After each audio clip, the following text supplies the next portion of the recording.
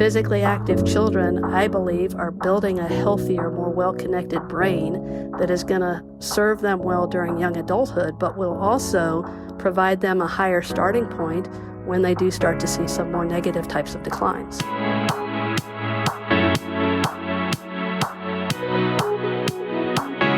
Hello again and welcome to the Live Long and Master Aging podcast. I'm Peter Bowes. This is where we explore the science and stories behind human longevity.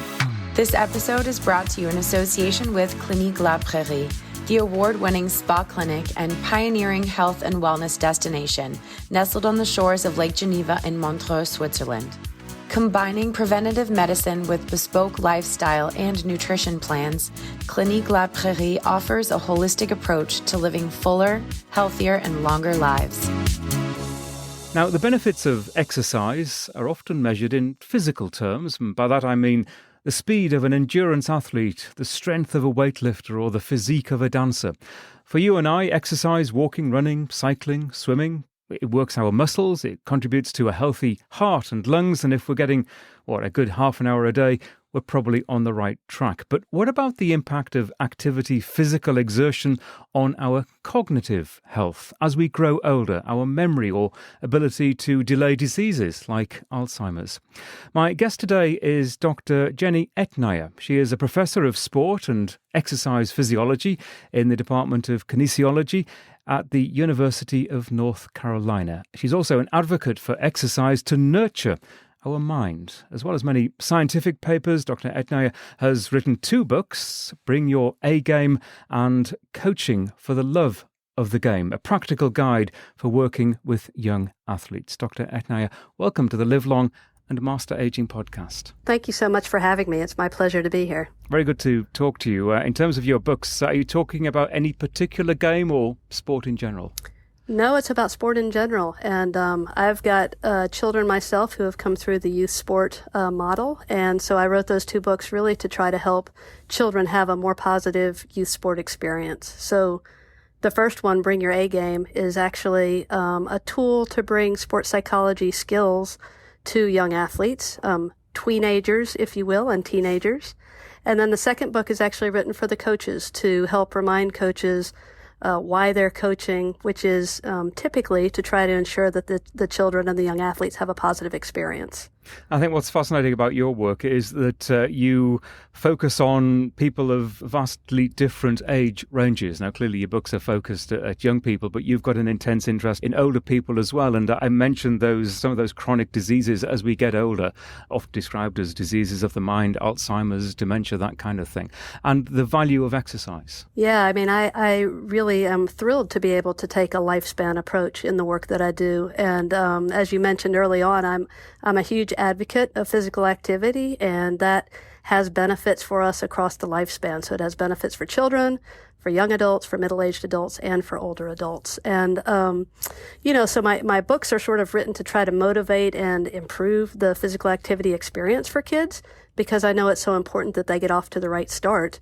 But the reason it's important, of course, is because then I hope that they'll maintain a lifetime of physical activity participation for the physical benefits that you mentioned, but also the mental health benefits, including, importantly, the cognitive benefits that we see. Exactly. I think that's a great point, and it's one that I make time and time again on this podcast. We talk about the interventions that could help us live a longer, healthier life, maximize our health span. Often it isn't until people get into their 40s, 50s, 60s, until they even start thinking in terms of their own longevity, and maybe it's because they've discovered grey hair, or their parents are moving into the next phase of their lives. They suddenly realise that they're not 21 again, and that things are changing. And so I repeat time and time again, the younger we are to start thinking about these things and to start exercising perhaps more seriously than we have done so far is ultimately going to be a good thing for our longevity. Yeah, absolutely. I'm so glad that's the message that you're sharing, because that is so true.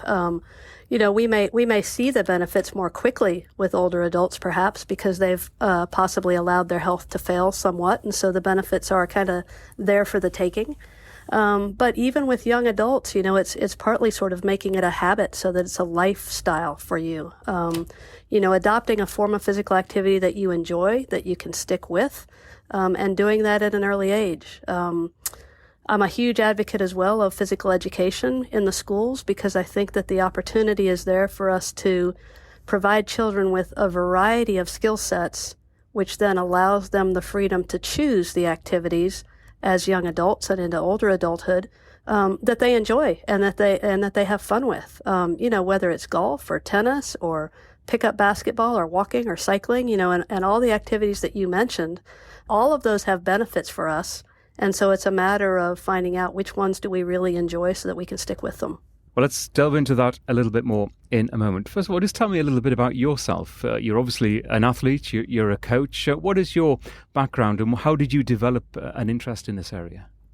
Yeah, so fun. Well, if you let me go back far enough, I'll tell you that both of my parents were athletes. They were athletes in high school. They were athletes when they were raising me as a young child. And so fortunately for me, I can remember my mom teaching me tennis and my dad, throwing softballs with me in the front yard. And those early exposures then allowed me the opportunity to be an athlete in high school. And I was a 3-sport athlete, lettered in 3 different sports in high school. And then I got to play soccer collegiately and semi-professionally a little bit.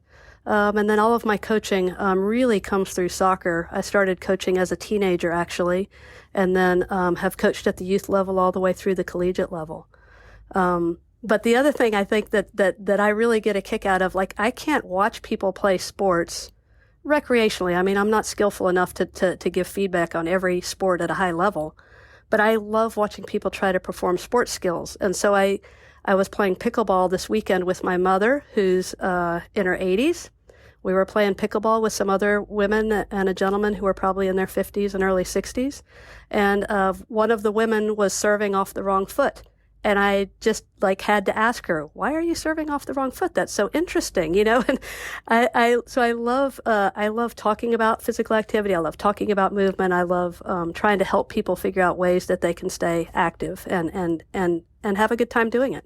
And as you look back on your childhood days and the level of sport that you enjoyed, the variety of sports that you enjoyed, maybe not at a competitive stage, just enjoying sport and playing for the sake of it. Compare that with what you observe about young people and the way that children behave today.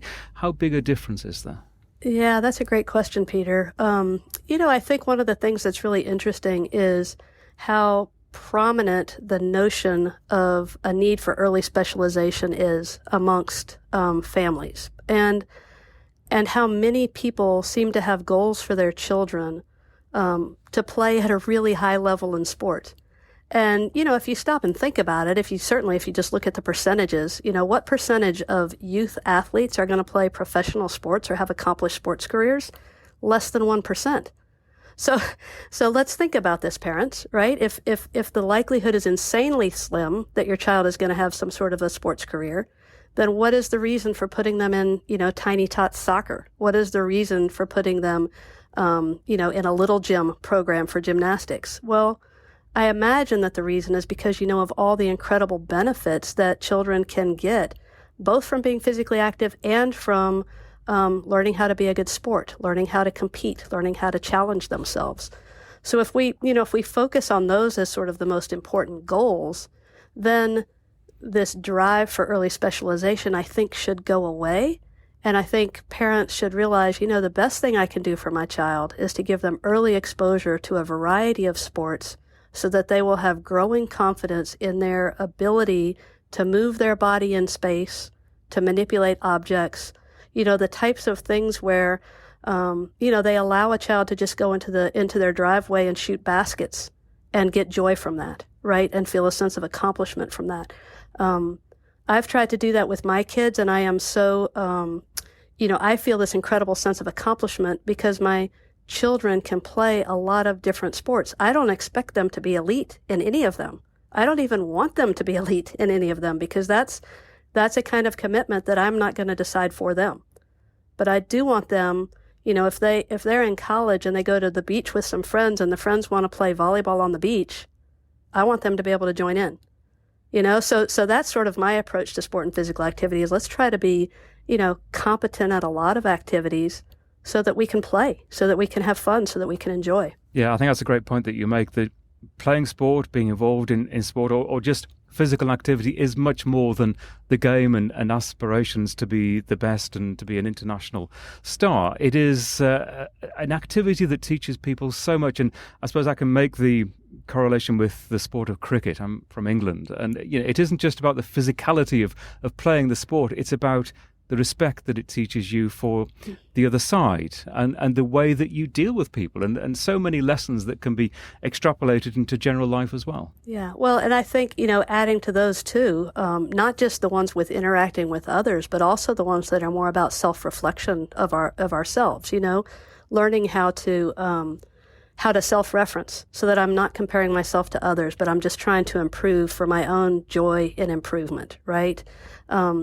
Learning how to work hard at something to see that kind of improvement, right? Learning how to commit myself to a team for a season so that I can, sort of see how good I can become. And then at the end of that season, I can make a decision, I'm going to continue with this sport, or hey, I think I'll try something new and different because it's just fun to learn new skill sets. And coming back to the point that we made at the beginning, in terms of looking at our lifetime and the benefits of physical activity that starts young and then continues through our lives. And I think of people, there are highs and there are lows, and maybe there might be a lot of physical activity at school, but then suddenly you get to college or your first job. And for a lot of people, that's when it drops off and never really starts again. And I suppose that's where the impetus needs to be to get people to maybe focus on the physical side of their lives earlier. Yeah, I think so. And to be honest, Peter, I think one of the challenges that we have in this country is that our current youth sport model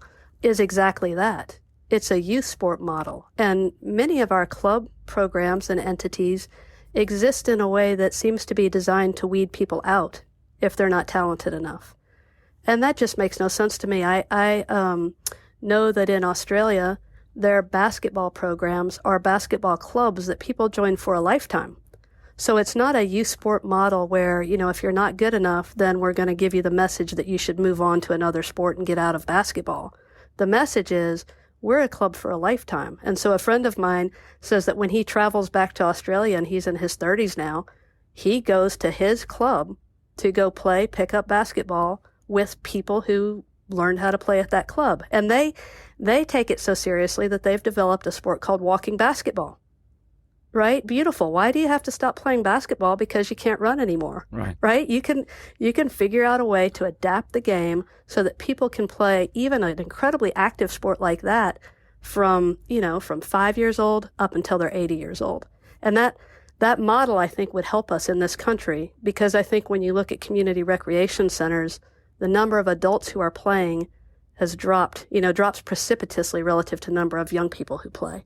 And so I think those opportunities are missing, Right, exactly. And the other area that I think is thankfully getting a lot more attention these days is the value of sport, physical activity on our mental health. And it's something that maybe once upon a time people just didn't think about it at all. But it is, as I say, getting much more attention, much more scrutiny, and I think much more respect now that if we are physical, it is going to help us in so many other ways. Yeah, you're absolutely right. I mean, when we think about research literature, the evidence continues to grow that tells us that physical activity, movement, exercise benefits many mental health outcomes, from clinical outcomes like depression to things that are less clinical, like just a positive mood or a positive affect or positive emotions.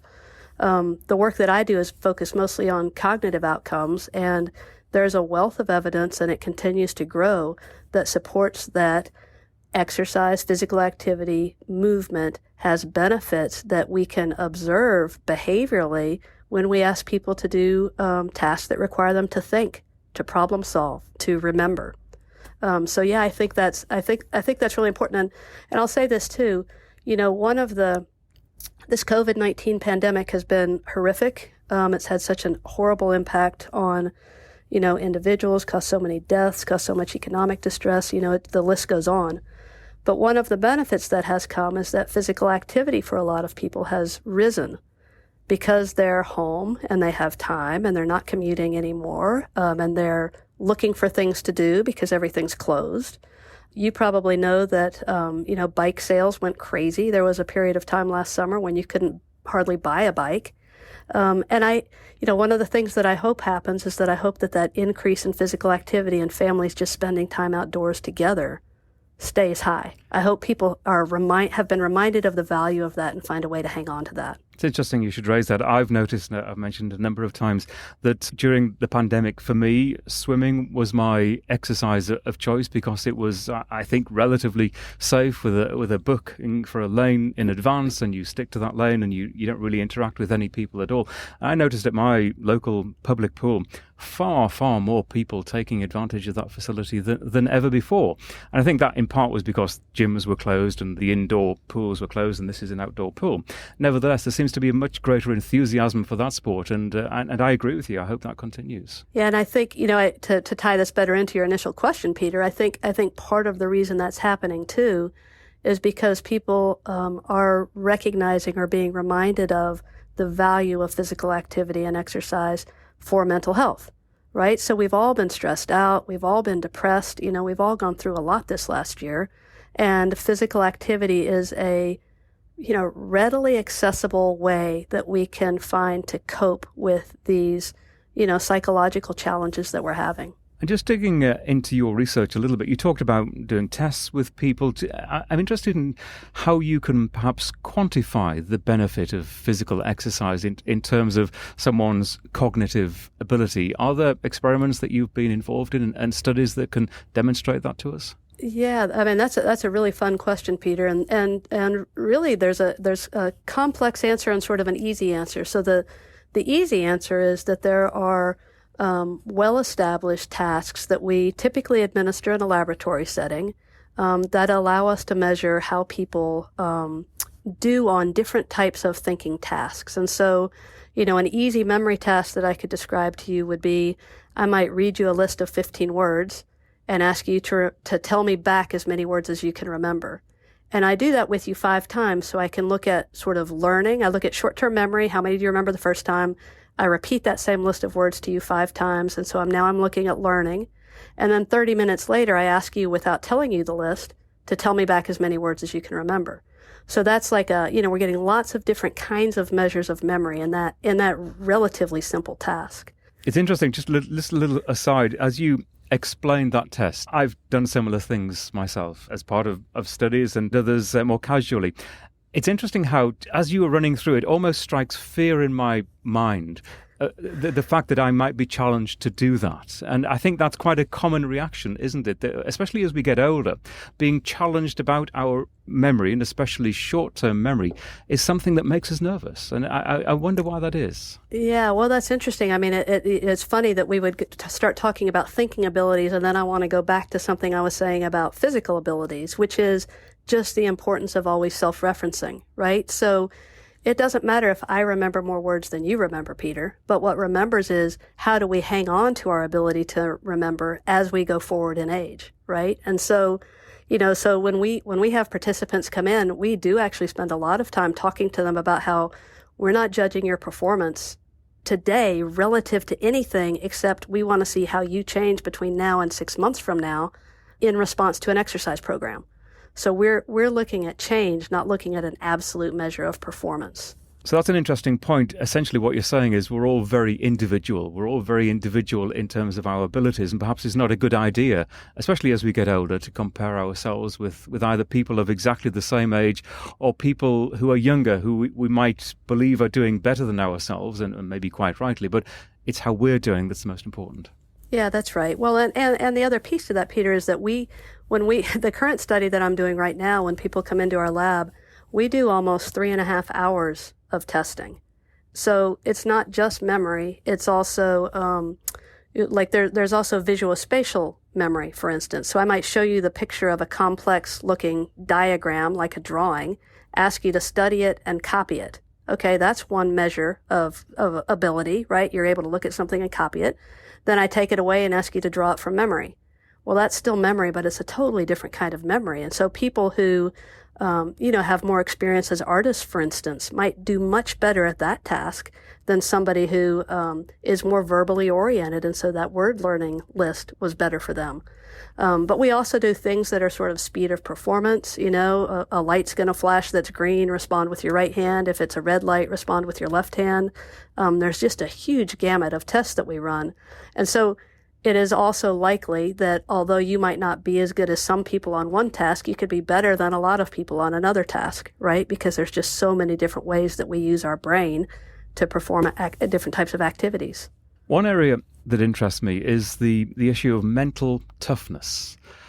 We can teach, and I think we can develop a physical toughness, and the more exercise we do, the more accustomed to it, and the better we become. Mental toughness, I think, just as a concept, is difficult for some people to get, and the idea that we can actually become better. Yeah, I mean, mental toughness, when I think of it, I usually think of it as it relates to sport, so we talk about athletes who have mental toughness, and these are the athletes that are able to deal with sort of the ups and downs of competition, or to perform well when the pressure's really on, those sorts of things. I would relate it to the final 6 miles of a marathon, or the there final leg of a triathlon. It's not just physical. There you go. But what's interesting, and what your question has now prompted me to think about, because we were just talking about sort of advancing age and cognitive abilities, is the notion that I think mental toughness can also be applicable to sort of how we live our daily lives, right? So if you're mentally tough, you probably don't let sort of small things, throw you off track for the day. If you're mentally tough, you've developed coping strategies that allow you to cope with stressors. You've developed time management skills. If you're aging and you are starting to have some declines in memory, if you're mentally tough, that means that you've developed some strategies to help you continue to perform well despite the fact that you are starting to have maybe some age-related declines. So that's really interesting to think about. When we think about it in the cognitive literature, there's a theory that's called the cognitive reserve theory. And what that basically says is that throughout our lives, we're building cognitive reserves, which you can think of as sort of like a healthy brain, right? So we're building a healthy brain. And if we make that brain more healthy before we sort of stop being as engaged, like maybe think of it as before retirement time, then as we stop being as cognitively engaged and maybe stop being as physically engaged, we're starting from a higher spot. So if we see normal age-related decline, it may never become so bad that we see anything behaviorally. So, to me, that's another kind of mental toughness, which is this notion of, and it's a reason I think physical activity is so important. Physically active children, I believe, are building a healthier, more well-connected brain that is going to serve them well during young adulthood, but will also provide them a higher starting point when they do start to see some more negative types of declines. And I think the world that we live in now, a world full of distractions, full of social media and computers and phones and all of those things that actually make it sometimes quite challenging just to get through the day. I think, as you described it, the way that mental toughness can help us focus, to concentrate, to perhaps ignore a problem now and come back to it later because we've got to finish something else in the meantime. I think for younger people especially, that's such a hugely important skill. Yeah, absolutely. Yeah, I think you're exactly right. And again, I guess I'm sort of trying to tie these things together, but when we think about sport and physical activity participation for children, part of what that helps them do is to learn how to time manage, to learn how to cope with stress, to learn how to cope with people who are frustrating them, right? So, right. So all of these opportunities that we have that can happen through physical activity participation. And then on top of that, the physical activity itself is having some real benefits. I want to make sure that I tell you, Peter, about, you asked me about how we measure cognition. Another way that we look at it is actually by taking measures of brain health. So in the work that I'm doing right now, we're having people do an MRI, magnetic resonance imaging, at the beginning and at the end of participating either in a 1-year exercise program or they're in the usual, sort of maintain your normal lifestyle condition for a year. And what we expect to see is we expect that the participants who are exercising for a year are going to show improvements in brain health that are measurable using this kind of neuroimaging and these scans. So, I sort of said there's like simple ways. I could do a word list, or I could bring you in and I could do this high-tech, sophisticated imaging measure and both of them will in my experience and from past research, will consistently show that there are benefits associated with the exercise. Which brings me to one of the points I made at the beginning in terms of those diseases that can be the beginning of the end for so many people. Dementia, to use the umbrella term, Alzheimer's to be more specific in terms of one of those diseases, progressive memory loss, and that really losing yourself, losing your own identity and ability to recognize those around you, those loved ones in your lives, and a very lonely existence. And there is growing evidence, isn't there, that physical activity and the brain benefits that come as a side effect of that activity can be so valuable in terms of, we know there is no cure at the moment for Alzheimer's, but we can perhaps delay it. Yeah, that's exactly right. And, that's a body of literature that's not as well developed yet, but it is growing pretty quickly. And there are several large clinical trials that are taking place right now across the country that are looking more closely at how physical activity can benefit people who have a risk of Alzheimer's. Now, there is also a literature that shows that people who already have some level of dementia or clinical cognitive decline, they will still benefit from physical activity participation. And that's important, and that's an important line of work. But there's a current real interest in looking at physical activity as a way of potentially preventing Alzheimer's. And what's so important about that, Peter, is that because Alzheimer's or dementia are typically diagnosed in older age, if you can, prevention could just mean that you delay it to the point where the person doesn't get it because they die of other natural causes, right? So Alzheimer's might typically be diagnosed in your early 60s.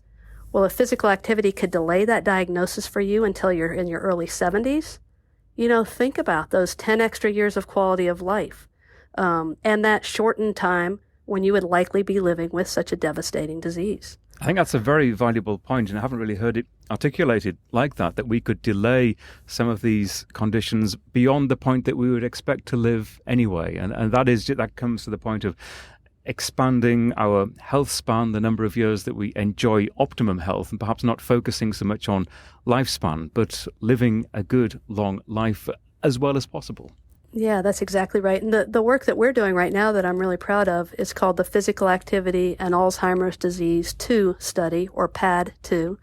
And what we're looking at is we're recruiting people with a family history of Alzheimer's disease, but they themselves are currently cognitively normal, and they're between 40 to 65 years of age.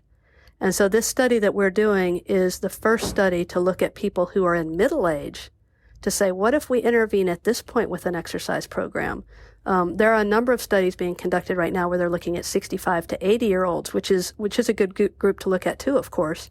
But by targeting people earlier, our notion is, and what we're thinking is, that we may have more room to see improvements, and that those improvements then may be long-lasting to, again, provide this delay or this prevention into advancing years. The specifics and the detail of this is fascinating. They are fascinating.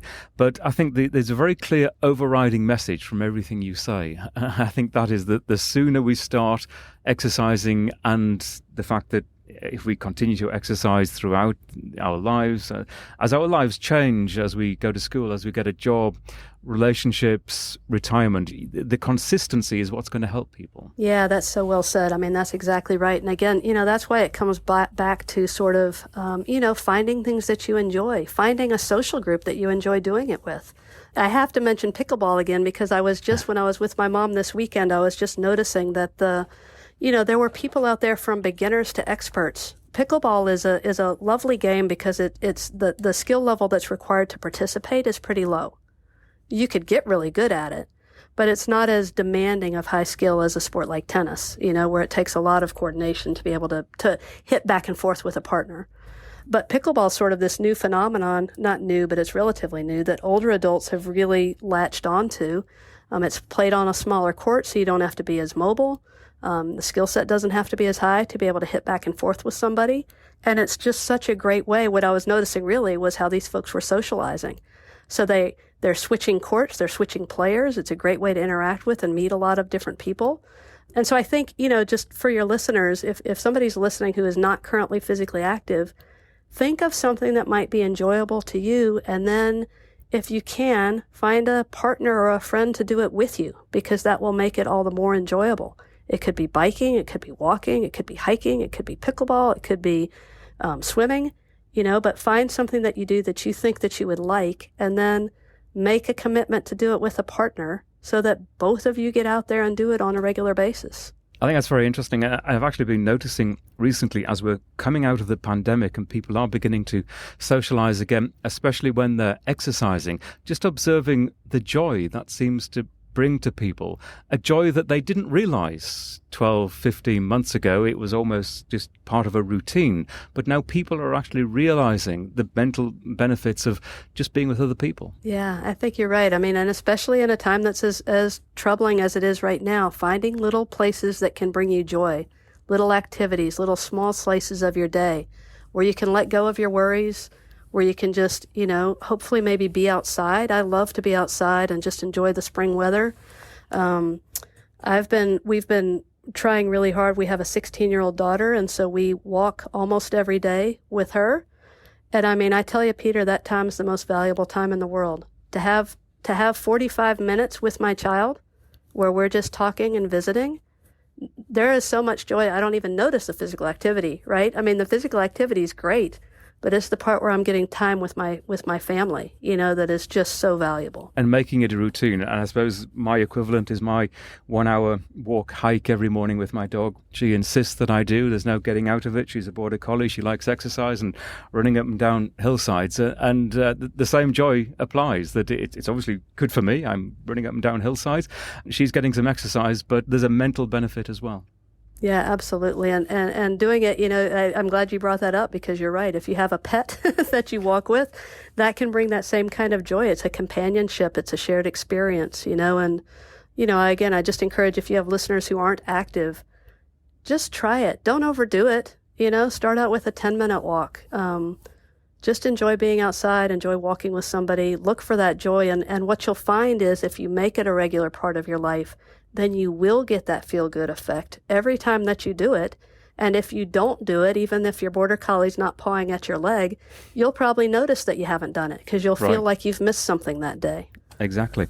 Are you the kind of person that thinks about your own longevity, thinks about the decades to come, and perhaps apply some of the science that you've learned over the decades to your own daily life? Yeah, I mean, I'm super committed to being physically active. I'm lucky enough, I live about 5 miles from our UNC Greensboro campus, and so when I can, I ride my bicycle to work. I try to always get home to be the one that gets to walk with my daughter every day. There are some things that I really love to do. I love to sail. I love to snow ski. I love to water ski. Those aren't things that I have the time or the finances to do on a regular basis. But boy, I look for an opportunity to do something like that just brings sheer joy. Because I think I've noticed it more about myself in this last year with COVID. I've recognized that I need social interactions, and I've been sort of lobbying to my friends and colleagues, make sure that you find some minutes to have some pure joy every day. It doesn't have to be long, and it could just be stepping outside on your back porch and looking up at the sky and thinking, wow, what a gorgeous day. It doesn't have to be much. But I think, for me, as I think about advancing age, that's one of the things that I hope to stay really committed to, is just trying to really look for a positive, look for something that could bring joy, steal 5 minutes a day at a minimum to just really feel happy, and to cherish all the things that you have good in your life. I think that's a really good message. In terms of your research, what's next? Do you have any big projects ahead? Well, the one that we're working on now is a 5-year study, so we'll be busy with this. We'll be busy with this for some time. But I'm actually really interested also in looking at the benefits of a single session of exercise. One of the applications is sort of thinking about, I'm surrounded by college students. On a regular basis, they might be studying for a test or an exam. And so one of the things that we're interested in is, okay, if you have a test tomorrow and you're trying to learn a lot of material, when would we time a single session of exercise to give you the biggest benefit in terms of remembering something 24 hours later? It's not just for the practical application that I'm interested. I'm interested in studying it really systematically and trying to understand, okay, and what dose would that exercise be? Would it be 20 minutes? Would it be 30 minutes? Would it be 40 minutes? Would it be low intensity, moderate intensity, high intensity? Does it matter if you're, moving your arms and legs like you might on a Nordic trainer? Or can it just be legs, like if you're on a stationary cycle or a treadmill? And then also, I'm really interested in thinking about how that might apply to kids because, sadly, physical education is on the decline in most of our schools. And I just think that's a real tragedy for a lot of reasons. But I also believe that one of the ways that we could lobby to get it back into the schools is to more firmly and clearly demonstrate that there are benefits to the classroom from physical activity participation during the day. So does a single session, if I can get the fourth graders to be in physical education in the morning, will that help them throughout the day in terms of their classroom behavior, their ability to pay attention, their ability to learn, their ability to problem solve? And so I'm really interested in, trying to find a way to systematically approach that question so that we can develop a really strong body of evidence to be more compelling to the policymakers and the decision makers in the schools. I think that's really fascinating. And just as you were mentioning all of that, it just reminded me of a study, and I must follow up on whether it's finished and what the results are.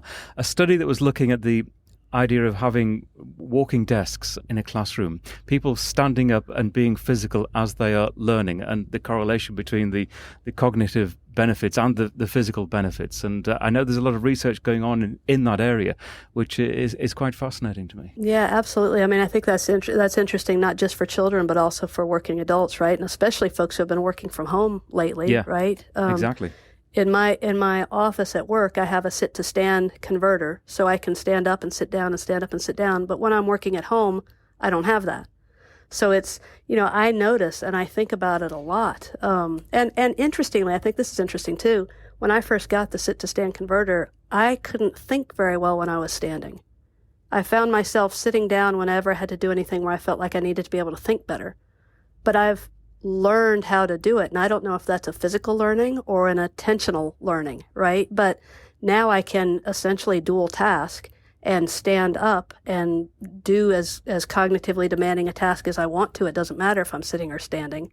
So I think that tells me that there's a benefit, right? That tells me there's a benefit. And so I think that's neat about the schools too, right? The peddlers that you might have under your desk or standing desks where you're standing all the time. I do think it's important that we think about posture and we think about, not staying in the same position for too long. So in those classrooms where they have standing desks, I think they do a good job of moving kids, sort of rotating them so that they're sitting and standing, and maybe they're sitting on an exercise ball, maybe they're sitting at a place with a peddler.